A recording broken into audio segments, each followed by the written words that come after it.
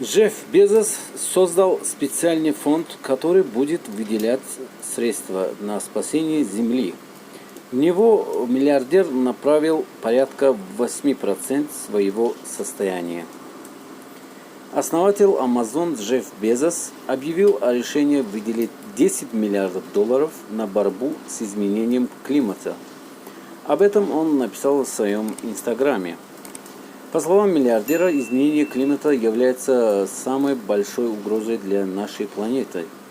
Как отметил Безос, он намерен работать с другими людьми и организациями, чтобы найти новые методы борьбы с разрушительными воздействиями изменения климата на Земле.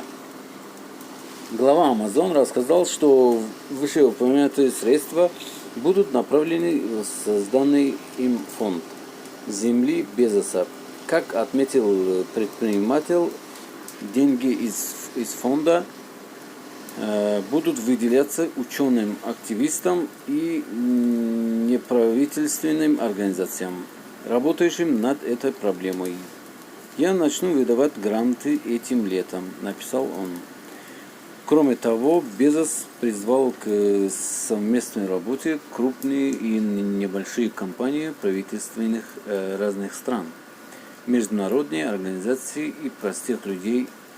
Земля – это то, что нас всех объединяет. Давайте защищать ее вместе, заключил миллиардер.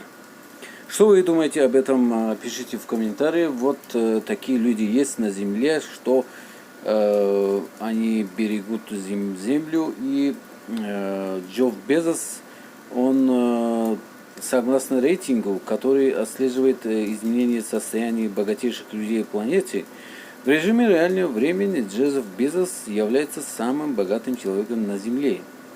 С показателем 129 миллиардов выделения, им 100 миллиардов на борьбу с изменением климата. Пишите в комментариях,